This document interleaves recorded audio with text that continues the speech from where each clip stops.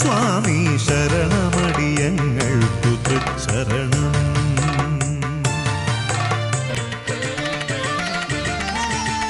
മഹിഷിയെ പോരിൽ വധിച്ചു മോക്ഷം അരുളി കനിവാർന്നനുഗ്രഹിച്ചു. കലിയുഗ വരദനാമുണ്ണി ഞങ്ങളാ കഥ പാടി പടി കേറി വരുന്നു. ശബരിമാമല വാഴുമയ്യപ്പ മണികണ്ഠ സ്വാമി ശരണമടിയങ്ങൾക്കു തൃച്ചരണം. ചുമലിലേറ്റി വരുന്നിതടിയങ്ങൾ ഒരു പുണ്യ പാപ ചുമടിതഖിലവും ഇരുമുടി കേട്ടായി. സ്വാമിയേ അയ്യപ്പ ശരണം, സ്വാമിയേ ശരണം, സ്വാമിയേ അയ്യപ്പ ശരണം, സ്വാമിയേ ശരണം. ഓം ഹരിഹര സുതനയ്യനയ്യപ്പ സ്വാമിയേ ശരണമയ്യപ്പ.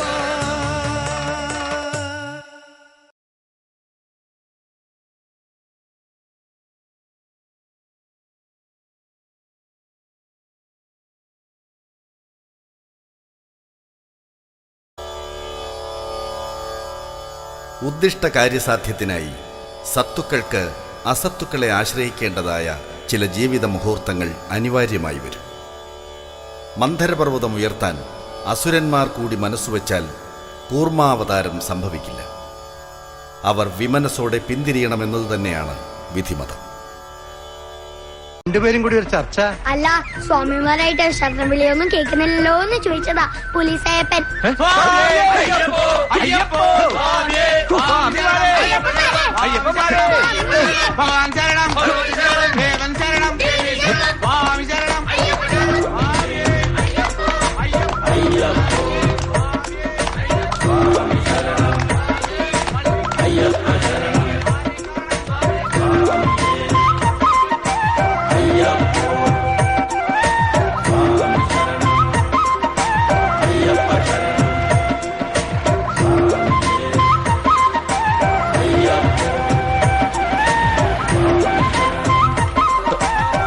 അല്ല, ഇത് എവിടേക്കാ?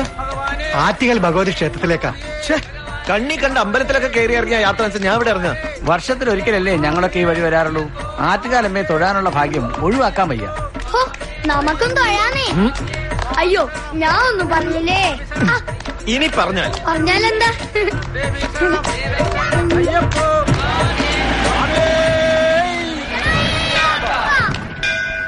ഇതാണ് ലോകപ്രസിദ്ധമായ ആറ്റുകാൽ ഭഗവതി ക്ഷേത്രം. മറ്റൊരു വിശേഷ നാമത്തിൽ കൂടി അറിയപ്പെടുന്നുണ്ട് ഈ ക്ഷേത്രം. സ്ത്രീകളുടെ ശബരിമല. ശബരിമലയോ? അത് അയ്യപ്പന്റേതല്ലേ? ശബരിമല അയ്യപ്പന്റേത് തന്നെ. ഏറ്റവും കൂടുതൽ പുരുഷന്മാർ ദർശനം നടത്തുന്നത് ശബരിമല. ഏറ്റവും കൂടുതൽ സ്ത്രീകൾ ദർശനത്തിനെത്തുന്നത് ഇവിടെയാ, പൊങ്കാലയ്ക്ക്. ഇവിടത്തെ പൊങ്കാല ദിനത്തിൽ 25 ലക്ഷത്തിലധികം സ്ത്രീകളാ പൊങ്കാല അർപ്പിക്കുന്നത്. പൊങ്കാലയോ? അതെന്താ സ്വാമി? പണ്ട് ഈ ഗ്രാമത്തിൽ കൊടിയ ദാരിദ്ര്യവും വസൂരി രോഗവും പടർന്നു പിടിച്ചു. പട്ടിണിയും ദാരിദ്ര്യവും കാരണം അനേകം ആളുകൾ മരിച്ചുകൊണ്ടേയിരുന്നു. ദേവീഭക്തയായ ഒരമ്മ തന്റെ മകന് വസൂരി രോഗം വന്ന് മരണശയ്യയിലായപ്പോൾ പൊട്ടിക്കരഞ്ഞുകൊണ്ട് ഈ നടയിലെത്തി. തന്റെ പൊന്നുമോനെ രക്ഷിക്കാൻ മനസ്സാകുന്ന മൺകലത്തിൽ സംസാര ദുഃഖങ്ങളാകുന്ന അരിയും ശർക്കരയും തേങ്ങയും ചേർത്ത് പായസം നേദിച്ചു. അത്ഭുതം, അസുഖം മാറി. അന്ന് ആ അമ്മ നടത്തിയ പൊങ്കാല ഇന്ന് ജനലക്ഷങ്ങളുടെ പൊങ്കാലയായി മാറിയിരിക്കുന്നു. അമ്മേ ദേവി മഹാമായേ.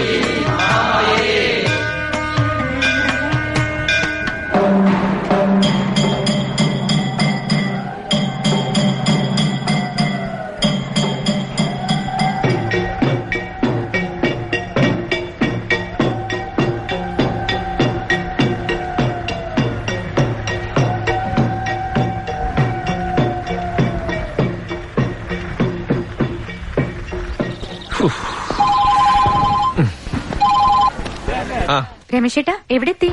എവിടെ എത്തിയിട്ടില്ല. ഇവിടെ ഏതോ ഒരു അമ്പലത്തിന്റെ മുമ്പില്. അവരൊക്കെ കൂടെ അകത്ത് പോയിട്ടുണ്ട്. അമ്പലോ? ഏതമ്പലം? അമ്പലം ആറ്റുകാൽ. ദേവി ആറ്റുകാലമ്മേ. രമേശേട്ടാ നന്ദി, 1000 നന്ദി. എന്തിനാ? രമേശേട്ടനെ ആ തിരുമുമ്പിൽ എത്തിച്ചല്ലോ. എനിക്ക് ഉറപ്പാ അമ്മ അനുഗ്രഹിക്കും നമ്മളെ. അതെ, ഞാൻ അനുഗ്രഹം വാങ്ങാൻ വന്നൊന്നുമല്ല. എന്റെ കൂടെ വന്ന സ്വാമിമാരെ കാത്തിക്ക. ഇതാര് രമേശനോ? നന്നായി രമേശ, യുക്തിവാദമൊക്കെ മതിയാക്കി അമ്മയുടെ തിരുമുമ്പിൽ വന്നല്ലേ. ഞാൻ അമ്പലത്തിൽ വന്നൊന്നുമല്ല, എന്റെ കൂടെ വന്നവരെ കാത്തിക്ക. ഈ തിരുനടയിൽ നിന്നാലും മതി, നിറഞ്ഞു നിൽക്കുകയല്ലേ അമ്മയുടെ ചൈതന്യം. രമേശനത് മനസ്സിലാവും, മനസ്സിലാക്കി തരും അമ്മ. ഇത് വലിയ പുലിവാലായല്ലോ. മനസ്സു നിറഞ്ഞു. ജാതിമത ഭേദമില്ലാതെ ആരെയും ഒന്നായി കാണുന്ന ആ തിരുമുന്നിൽ സർവവും സമർപ്പിച്ചപ്പോൾ സന്തോഷമായി. എന്താ പോലീസ് അയ്യപ്പൻ തൊഴാൻ വരാഞ്ഞേ? എനിക്ക് അതിലൊന്നും വിശ്വാസമില്ല. ഏതില്? നിങ്ങളെ കൂടി ഉള്ളിൽ ചെന്ന് കണ്ടില്ലേ ആ ആളെ? സ്വന്തം പെറ്റമ്മയെ വിശ്വാസമുണ്ടോ? എന്ത് വിഡിത്തരേ ചോദിക്കുന്നേ? പെറ്റമ്മയെ ആരെങ്കിലും അവിശ്വസിക്കോ? ആ അമ്മ തന്നെയായത്, സകലരുടെയും പെറ്റമ്മ. വാ.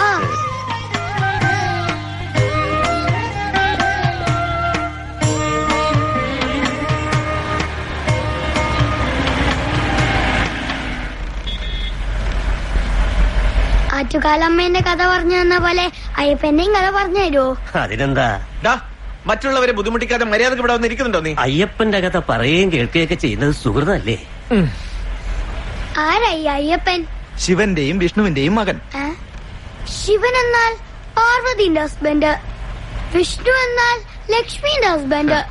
2 ഹസ്ബൻഡും ചേർന്നാൽ എങ്ങനെ കുട്ടി ഉണ്ടാവും?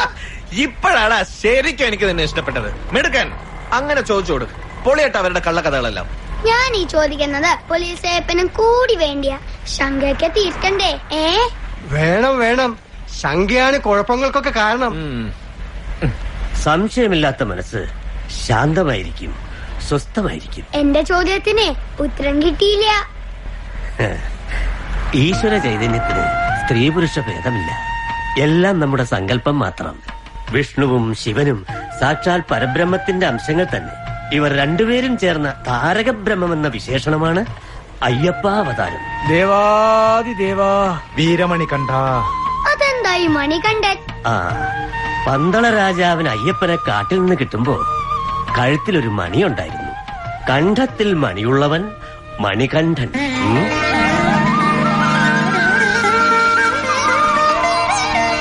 മക്കളില്ലാത്ത രാജാവും റാണിയും മണികണ്ഠനെ പൊന്നുപോലെ വളർത്തി.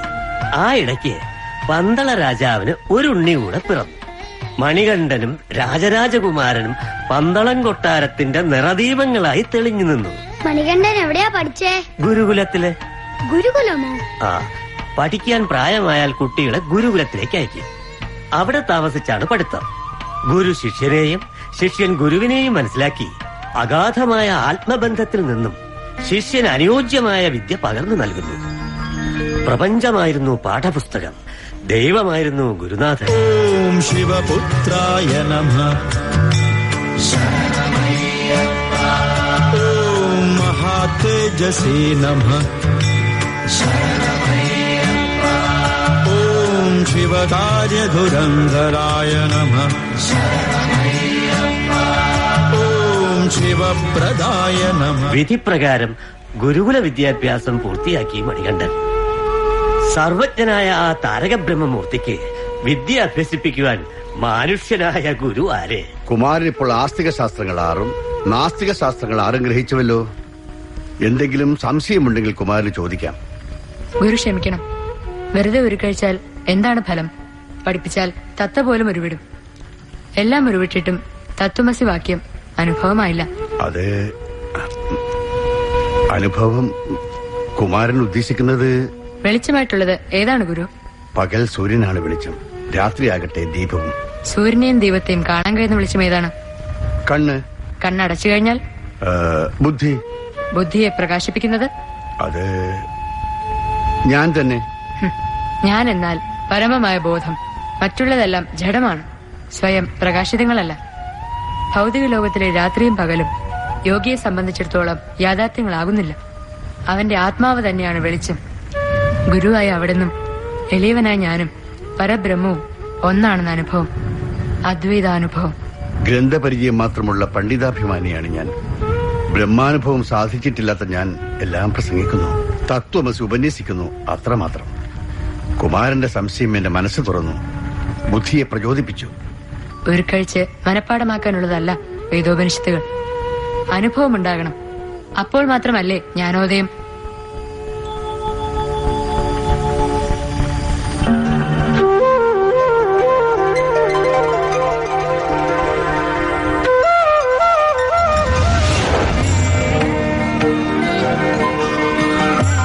മണികണ്ഠ, എനിക്ക് കാണാൻ കഴിയുന്നു. അവിടുന്ന് സാക്ഷാൽ ശാസ്താവാകുന്നു, താരകബ്രഹ്മമൂർത്തിയാകുന്നു. ഭഗവാനേ, ഭൗതിക സുഖങ്ങൾക്കായി വഴിതെറ്റിപ്പോയ മാനവ സമൂഹത്തെ ആത്മസാക്ഷാത്കാരത്തിന്റെ ജന്മലക്ഷ്യ ബോധത്തിലേക്ക് എത്തിക്കാന്നുള്ളതാണ് എന്റെ അവതാര ലക്ഷ്യം. അത് പൂർത്തിയാകും വരെ ഈ സത്യം മറ്റാരും അറിയരുത്. ഞാൻ അങ്ങയെ നമസ്കരിക്കുന്നു. മകനായ സുബ്രഹ്മണ്യസ്വാമിയുടെ മുന്നിൽ വിദ്യയ്ക്കായി മുട്ടുകുത്തി നിന്ന പരമേശ്വര ഭഗവാനെ പൂജിക്കുന്ന നാടാണ് ഭാരതം. വിദ്യ ആരിൽ നിന്നും സ്വീകരിക്കാം, അവിടെ വലിപ്പച്ചെറുപ്പമില്ല എന്ന മഹാസന്ദേശമാണ് പ്രധാനം. രാജഗുരുവും മണികണ്ഠന്റെ മുന്നിൽ ശിരസു കുനിച്ചത് ആ മഹാസന്ദേശത്തിന്റെ ഭാഗമായിരുന്നു. ഗുരു തിരിച്ചറിയുകയായിരുന്നു തന്റെ ശിഷ്യനായി വന്ന മണികണ്ഠൻ ആ താരകപരബ്രഹ്മം തന്നെയാണെന്ന്.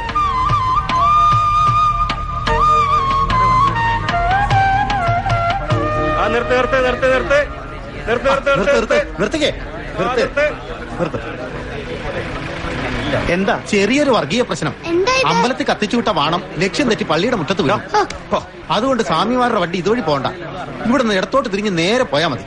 6 കിലോമീറ്റർ കഴിയുമ്പോ ഈ റോഡിൽ തന്നെ വന്നു ചേരും. അവര് പറഞ്ഞ വഴിയെ തന്നെ പോകല്ലേ പോലീസ് സാഹിബ്?